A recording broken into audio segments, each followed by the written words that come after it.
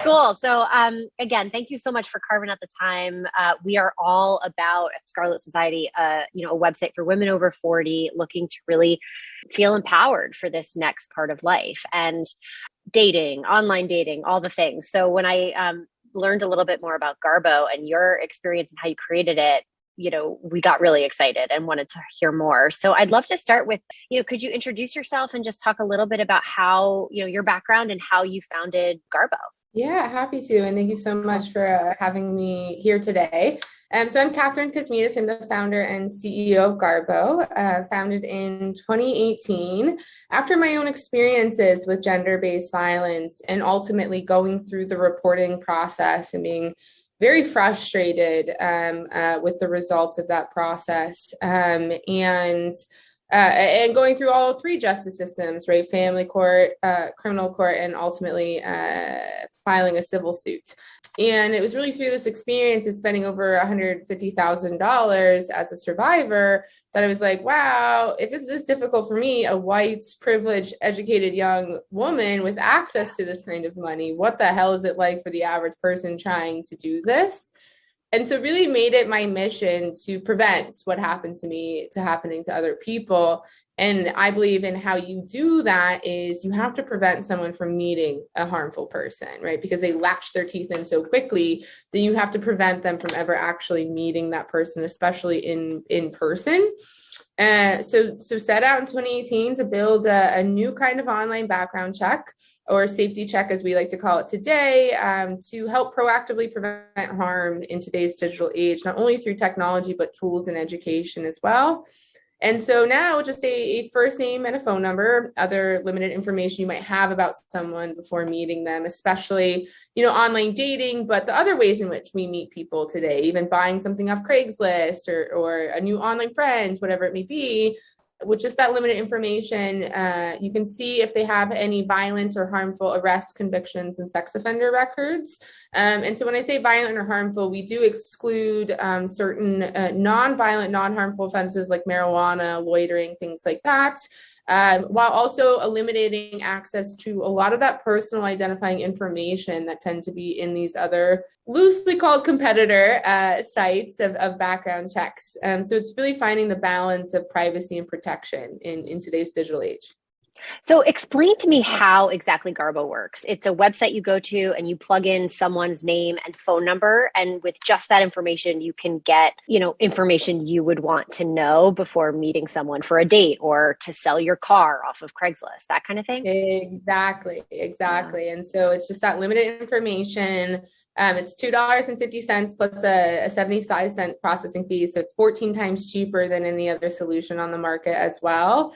And yeah, it takes anywhere from 5 seconds to 2 minutes, kind of depending on if there are records in someone's history, and you'll see them. And then you'll also see access to resources directly within the platform itself. So our partnership with the National Domestic Violence Hotline, for example, you can talk to an advocate without ever leaving Garbo, live chat with someone. So if you do see a record, right, that's a very visceral, like, what the fuck do I do experience, Totally. And so and we're not the experts, right? I'm not the expert in the space of, and it's very personal, right? Safety is very personal. So that person needs to talk to someone who can help them safety plan or make the sense of what to kind of do next in their own personal situation. Can you talk a little bit about how widespread domestic violence, emotional violence, issues are? Like, I think a lot of times people go online dating and they just don't think it's going to happen to them. What have you found as you've created this company as to why a service like yours is so important? Oh man, I was just actually talking to my team about the prevalence of gender-based violence, especially because we have some male engineers on our team who don't realize how kind of widespread the issue is. And I was saying, maybe it's just that people trust me with telling me about their experiences with gender-based violence because of my work.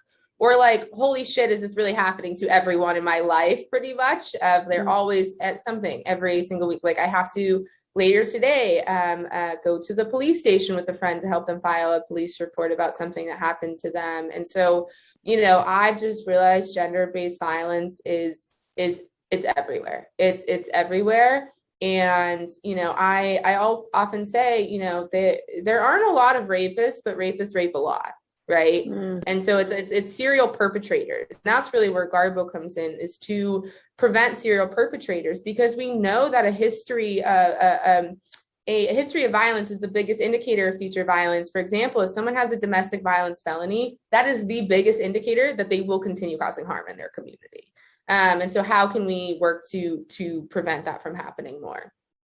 How much are you open to talking a little bit more about your experience? Because this sounds like a real personal mission, given, what you went through personally and then what you went through trying to unwind from it. Can you share a little bit more detail that you started with, just to help our listeners and our readers understand like how this could happen to you, how it might happen to them, and what was all involved in that? Totally. So as I said, I'm a multi-time survivor of gender-based violence since I think I was first sexually assaulted when I was 10 years old. So, this is very mission-driven to me. A victim of CSAM, right? All of these types of things, a lot of digital abuse, digital harm, in-person harm, etc. And the ultimate culmination, though, was when I met someone on Tinder in 2016, and quickly found myself in a very abusive relationship and every definition of what abuse means, and was lucky enough to escape about a year and a half later, thanks to some coworkers who kind of saw inklings of what was happening, right? I'm crying in the office, and why is this person calling you all the time? Those types of things, and thought it was over. I had escaped and thought I could move on with my life. I kind of midnight moved out of the situation, etc. And it didn't end, right? He started this whole campaign of stalking and harassment against me. As I now know, leaving is often the most dangerous time for a survivor or a victim, actually escaping the relationship. And on average, it takes a person 7 times to escape an abusive relationship. So you often hear, why didn't you leave? Well, I tried to leave a lot of times before then. I just couldn't. Financial abuse, etc. And he started doing things like, emailing, texting, showing up to where I was, all of those types of things. But then sending my bosses and coworkers a lewd video of me, and then going on to post on all of these revenge websites like Expose Psychos or liarsandcheaters.com with my photo and some paragraphs that were SEO optimized, right, for search engines. My name, mentioned other people by name, companies that I worked at, as a liar and cheater and whore and drug addict and everything else that you could possibly say about someone. And they started ranking number 1 on my Google search results. Like worst nightmare. And someone emailed, and they said, or my friend texted me and said, hey, have you Googled yourself? And it's like, who Googles themselves? No. And I Googled myself, and just dozens of these pages on my Google search results. And that's when I felt like, shit, this is out of my control now. This is no longer impacting just me. This is online. This is my career. This is my livelihood. At that point, I was in startup marketing. I was in startup marketing. I'm a published author on many different publications at that point. I had a career that this was definitely going to impact. And I called a hotline. I didn't know what to do, right? I called a few hotlines, and they all said you should probably get an order of protection. And I said, how do you get I don't know how to get an order of protection. Well, here in New York, you have to get a police report to get an order of protection. And so you're kind of automatically entered into 2 justice systems, family court and criminal court. And I get the order of protection in family court, turns around and violates it. Well, violations are criminal offense.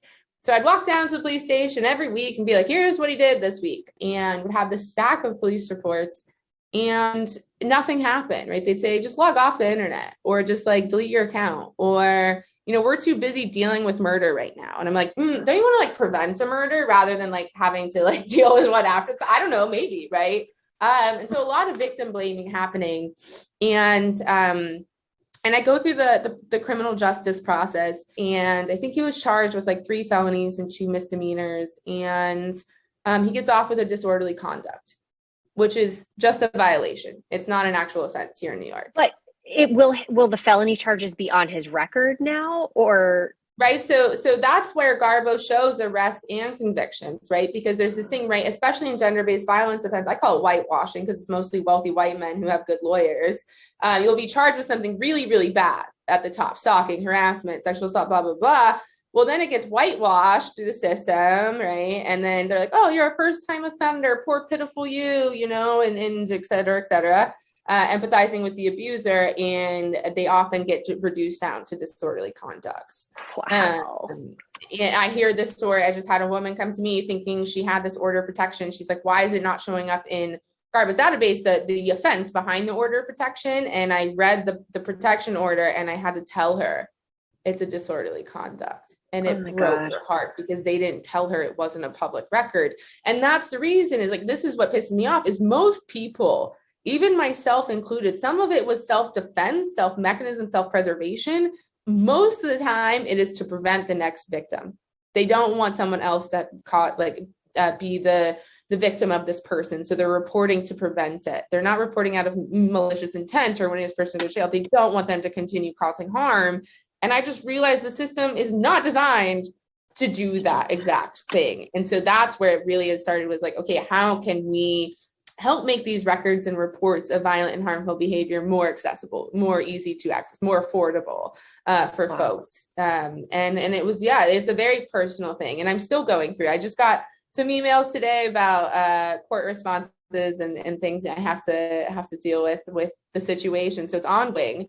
And it is what fuels me, is my own personal experience, but also, like I said, being trusted with other people's stories, now, and having that, different lenses to the same problem. I feel like what you're doing is simplifying a process that more and more people are going to, once they know about, want to take part in, right? Because we are increasingly digital. We do everything online. And so is that your ultimate goal, that Garbo becomes so well known that people can just go on, do this simple background check, and then just feel so much more comfortable going on that date or going to someone's house to pick up something they're buying, et cetera? Sounds like really your mission is to make this that widespread and common. Yeah, like we always say, like, we can't wait till it becomes a verb. Did you Garbo that person, right? Like, that's cool. Really what we really, really hope. But, it's not just technology. Public records can't solve this problem. There are tons of problems with public records. Like, we are very transparent that we don't have access to every record. And there are some counties that don't provide access to this information, et cetera. So, I don't want people to over-index, and this is something that we show in the app when there is no search result. You search for someone and there is no record found. We show reasons why there might not be a record found. We might not have access to it, or they might be a good person, right? Like, trying to inform that person that, hey, just because someone does not have a arrest or conviction record of violence does not mean they are not a violent person.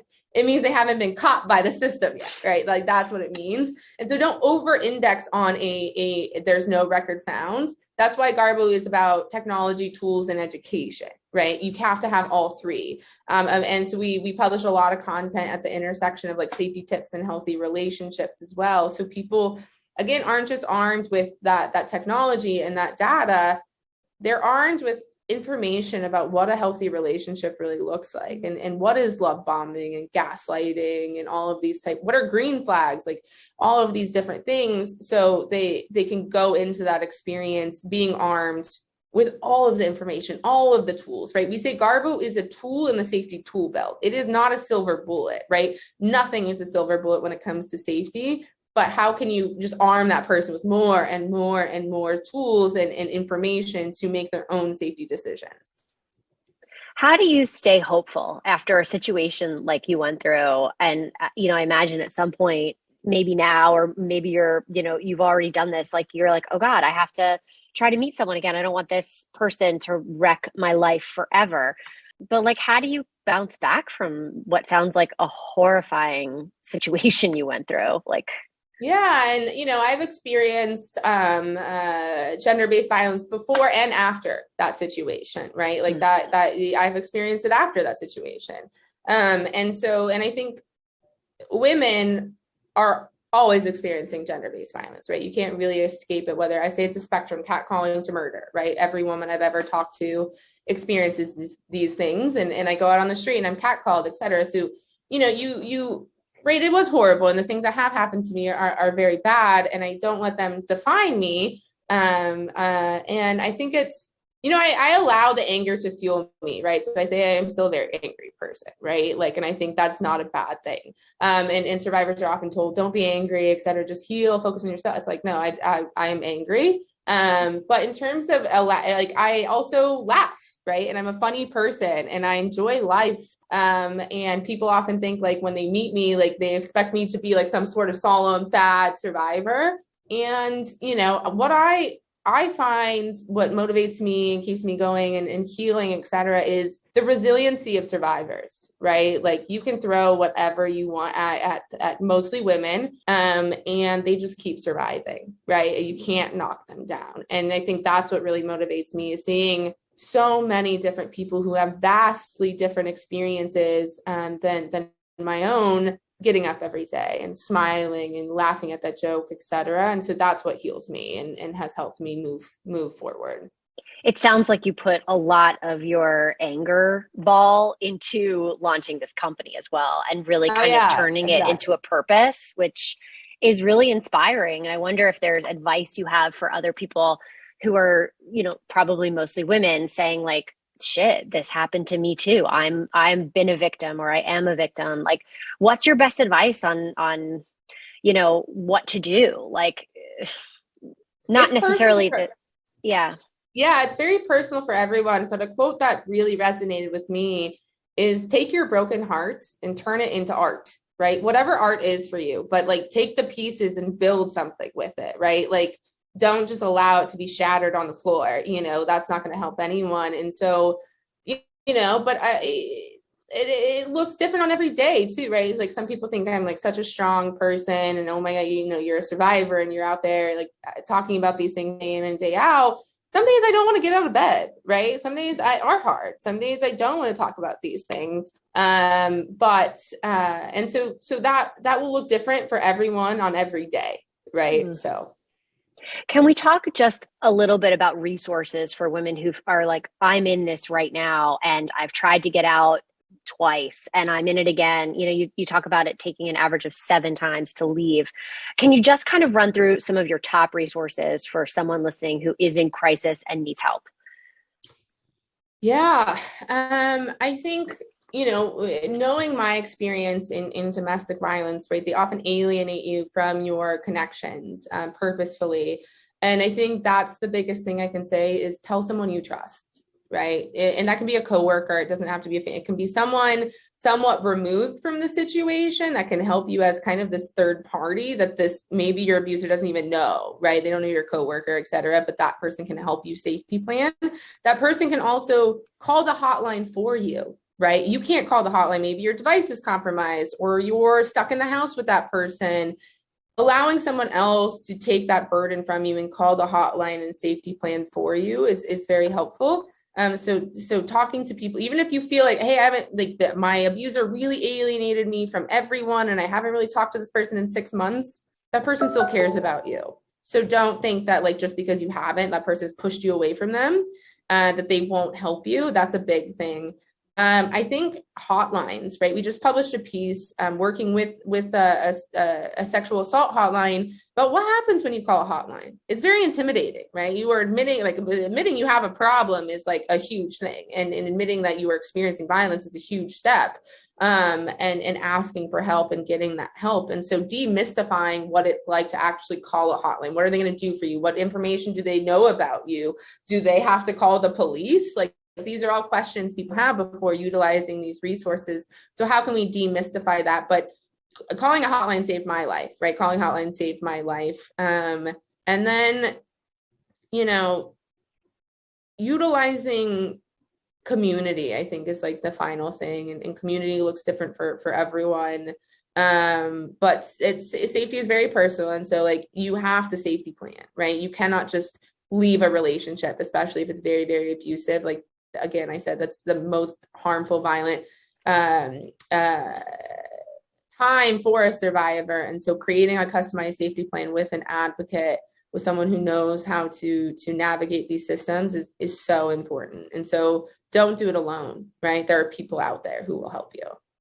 Amazing. And for those who are listening, reading, who aren't in that situation, but don't want to get in that situation, you know, understand the prevalence. Like, just walk me through the Garbo process. You download an app, you know, walk us through the process here to tell us how simple it is and how crucial it could be in preventing something like what you're talking about.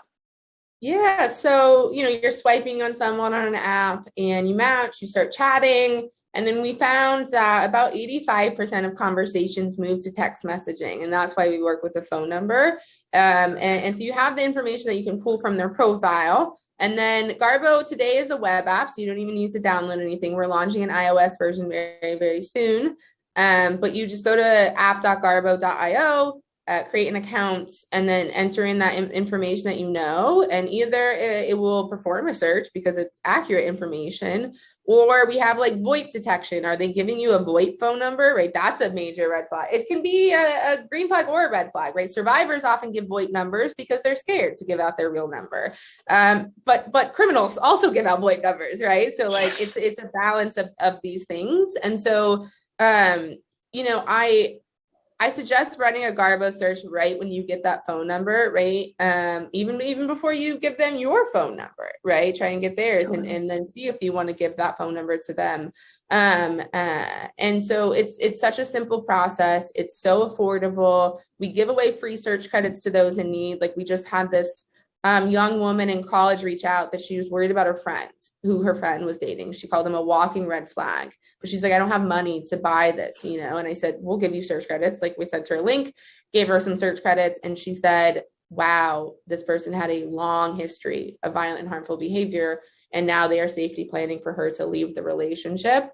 And so you're seeing it actually happen, right? What we intended for the solution to be. And so just seeing people use it and stuff is so great, but it's so easy and it's so affordable. But if you can't, like, you can just reach out to us and we'll do whatever we can to help whoever. That's incredible. I'm sort of imagining you get your Garbo results, and then would you do a Google search as well if you have someone's full name, or does Garbo come in handy because a lot of times on these apps you don't have someone's first name until, you don't have, so we do provide name. access to the last name, and that was a big safety concern for us. Do we provide access to the last name? But my lens to it, and some other folks on our advocacy council, was, well, not providing the last name, what happens if something does happen? Well, then they go to the police and say, oh, John, well, what's John's last name? I don't know, Yeah. And then so that wasn't helpful. And then allowing people that opportunity to Google someone, because maybe you do see a public record pops up right in our system of an arrest or a conviction. Well, Google will often give context to that, right? It's a news article that came out about the arrest, especially local small towns. Oh, those like news are like every domestic violence offense is published in local newspapers, often with mugshots and stuff. So we definitely recommend Googling people. It's proven that over 80% of people already are Googling their online dates, right? But the Google doesn't tell you everything, right? And often doesn't show the history of violent and harmful behavior. But like you should search that person on social media and things like, how many followers do they have? You don't even have to, even if the profile is private, how many people are they following? How many, followers do they have? What's the number of photos they posted? Doing a reverse image search to see if you can find that photo anywhere else online to prove them. So it's like, again, a tool in the tool belt, but yeah, definitely Google this person, search them on social media. LinkedIn, I'm crazy about LinkedIn. I think it is a good idea. It is the best search engine, in my opinion. To see, most people at least have a LinkedIn profile. Are they at the job they say they're at, which is like a big lie. I see people saying on dating profiles is often exaggerating titles and things like that. And so being like LinkedIn is like, I say, have you LinkedIn him to all of my friends now? So. I love that. I'm getting the verb. It's like, have you LinkedIn him? Have you Garboed him? It's like once you reach the verb status, you're helping the max amount of people. One of our employees was like going on a date, an online date, and she's like, oh yeah, he works at Google, blah, blah, blah, blah. And I'm like, what's his name? And she's like, I can't find him. And I was like, what's his name? And she's like, okay. And I'm like, where does he live? And he works at Google. And I'm like, blah, blah, blah, blah, blah. Okay, here. He's like one of these 5 people. So that's awesome. Well, seriously, congratulations. I mean, this is such a cool service. I feel like my hope is that in talking to you and writing about this and putting this out there, we'll get more people understanding that you exist and, to use the service. So thank you. Congrats and best of luck as you keep charging forward. Awesome. Thank you so much for having me. And I really, really appreciate the time today. Thank you so much for listening to today's show. Your support means so much to us. And I hope you got some great value from today's episode. If you're looking for resources from today's show, or you'd like to join other women just like you, looking to explore their sexual health and wellness, visit us over at scarletsociety.com.